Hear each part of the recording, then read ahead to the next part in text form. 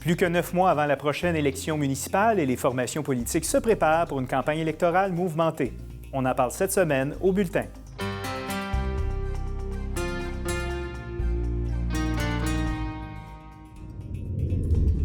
On débute notre tournée des forces en présence pour l'élection de novembre en accueillant la nouvelle chef de l'opposition à l'Hôtel de Ville, Valérie Plante. Aussi à l'émission, l'Hôpital neurologique de Montréal lance une plateforme en ligne de services de santé mentale destinée aux membres des communautés culturelles. On parle des défis de joindre cette clientèle avec une chercheure de l'Université McGill. Et on vous présente la programmation de l'édition 2017 du Mois de la justice, pilotée par la clinique juridique Juripop.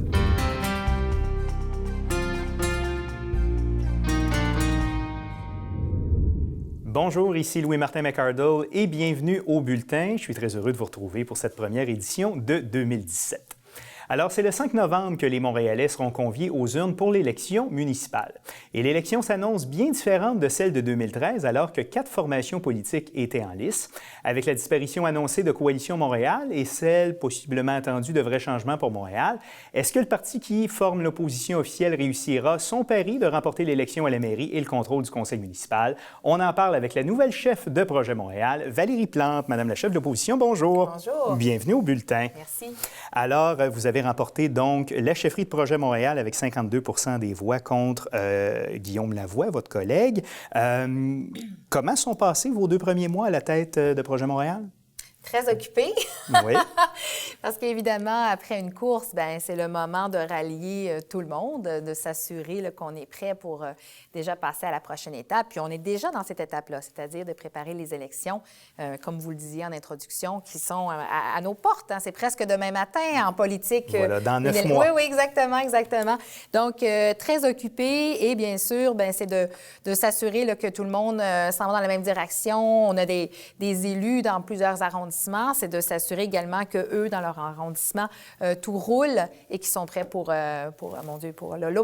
l'opération séduction. Voilà. Est-ce que faire l'unité est difficile? Parce qu'il y avait vraiment, c'était deux candidatures fortes. La vôtre, celle aussi de Guillaume Lavoie. Il y a François Limoges aussi qui s'était présenté, qui a retiré sa candidature.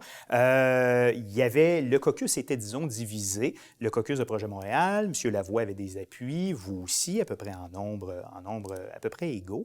Est-ce que l'unité est difficile à refaire à Projet Montréal? Bien, c'est sûr qu'une course à la chefferie, hein, ça attise les passions. Est-ce que ça a laissé des traces? Je dirais que non, parce que tout de suite après ma victoire, mon objectif, rapidement, ça a été de m'assurer que tout le monde était de retour, qu'on était prêt maintenant à parler du parti, non plus de la course à la chefferie. Moi, ce que j'ai aimé de la course à la chefferie, c'est que ça m'a permis de mettre de l'avant des idées et aussi d'entendre des idées, par exemple, de mon collègue M. Lavoie et M. Limoges, de très bonnes idées.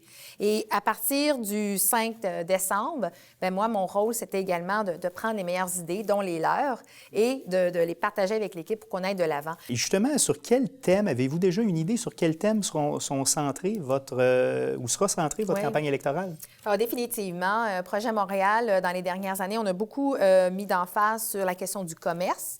Et je parle beaucoup des petites artères commerciales parce qu'elles ne vont pas très bien, les artères commerciales à Montréal, malgré le plan des initiatives de l'administration Coderre.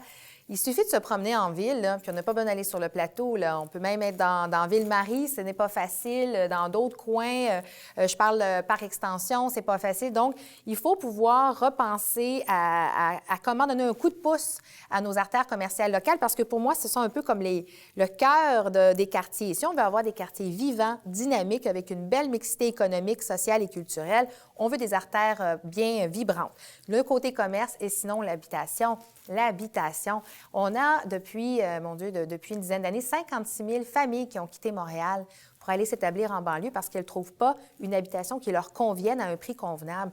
Alors, pour moi, ça, c'est majeur. Quelle serait la solution pour aider ces ménages-là ou ces familles-là à venir se réinstaller à Montréal? Bien, une des critiques qu'on a fait justement cette semaine, c'est le programme de subvention de la Ville de Montréal qui est déconnecté de la réalité des Montréalais. Donc, un programme de subvention pour une famille premier acquéreur. Pour l'instant, on leur donne une subvention, mais très peu de personnes, de familles réussissent à être éligibles. Donc, nous, on veut revoir ce programme-là.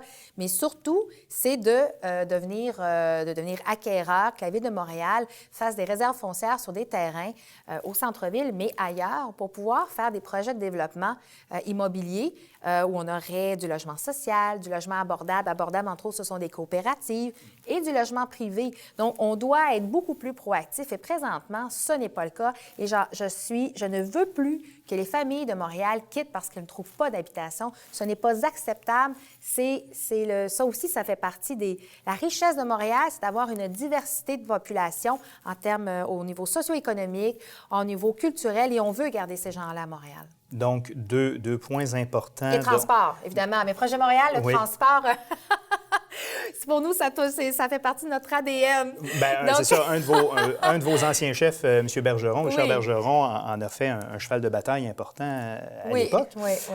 Donc, ce sera autour de ces questions-là que sera bâti votre programme électoral. Quelle sera, selon vous, la question de l'isoloir, ce que les anglophones appellent le ballot question, la question qui sera posée aux électeurs lors de l'élection municipale? Bien, étant donné qu'on est loin de la période électorale, il y a beaucoup de choses qui peuvent changer. Mais moi, ce que je veux que les Montréalais se demandent dans l'isoloir, quand il va être le temps de voter, c'est est-ce que Denis Coderre a livré la marchandise? Parce qu'il y en a promis des choses, Denis Coderre, depuis qu'il est en poste. Il y a tellement de conférences de presse où Denis Coderre nous dit « je vais faire ci, je vais faire ça ». Mais en bout de ligne, est-ce qu'il a livré la marchandise? Est-ce qu'il a livré la marchandise au niveau du transport? Denis Coderre avait dit qu'en 2015, 2 ans après son élection, que ce serait l'année du transport en commun. Mais Et pourtant, il a sabré dans les budgets de la STM, si bien que maintenant, on est toujours en mode rattrapage. On n'a pas assez d'autobus sur nos routes. On a vu que les gens attendent longtemps. Il y a eu des annonces. Le président de la STM, Philippe Schnob, avait annoncé un certain réinvestissement, ou en tout cas plus de services, notamment dans le métro. Oui, mais ça fait 4 ans. Comment se fait-il qu'on réinvestit des heures, mais c'est des heures qu'on a perdues? M. Coderre a délibérément choisi de couper 25 millions du budget de la STM quand il est arrivé au pouvoir. Alors, moi, je veux que les Montréalais se demandent comment ça se fait, comme je disais tantôt, que les familles quittent Montréal, comment ça se fait qu'on n'arrive pas à se déplacer facilement à Montréal, comment ça se fait qu'on est pris dans les bouchons d'embouteillage. M. Coderre a décidé de faire un mandat où il faisait des promesses, il disait « je suis le nouveau shérif en ville, moi, je vais tout régler ». Bien, il n'a pas livré et c'est là-dessus que je veux que les Montréalais se prononcent. En terminant, je vais vous entendre. Bon, vous avez annoncé récemment avoir recruté une conseillère d'arrondissement de la Chine, qui était auparavant dans le parti un peu plus local du maire Claude Dauphin, donc qui va joindre à Projet Montréal. Projet Montréal a toujours eu de la difficulté à sortir des arrondissements plus centraux. De quelle façon vous croyez pouvoir vous y prendre pour convaincre des gens à l'extérieur des arrondissements centraux de voter pour votre parti? Bien, justement, d'aller chercher cette Maya Vodanovic, qui est anciennement dans l'équipe Dauphin, qui est une conseillère très aimée, très terrain dans la Chine. Pour moi, c'est un signe clair. Projet Montréal, on a le vent dans les voiles, on a une nouvelle chef, puis on va être partout. Et définitivement, on s'en va vers l'ouest. Et j'ai bien l'intention de ratisser encore plus large et d'aller chercher les élus qui peut-être se demandent en ce moment que faire. Qui ne veulent pas être avec Denis Coderre, mais qui souhaiteraient être l'alternative. Alors nous, on va être l'alternative et je vais les accueillir. Il y a peut-être 2 élus qui sont plus sujets peut-être à être approchés. Benoît Doré, l'actuel maire du Sud-Ouest. Oui. Elsie Lefebvre. Est-ce que c'est des gens que vous aimeriez accueillir dans votre équipe? Clairement, pour nous, Projet Montréal, on est un projet qui travaille en équipe. On ne fait pas juste le dire, on le fait et donc, on voit d'un très bon œil de pouvoir travailler avec des élus qui étaient dans d'autres partis, mais qui vont pouvoir contribuer à la vitalité, mais également contribuer à la plateforme de Projet Montréal. Donc, nous, on a la main tendue et je vais continuer l'opération Charme dans les prochains mois. On va suivre tout ça avec grand intérêt et évidemment, on aura certainement la chance de se reparler d'ici la prochaine élection. Valérie Plante, vous êtes la nouvelle chef de Projet Montréal et chef de l'opposition à l'Hôtel de Ville. Merci d'avoir été là. Merci beaucoup.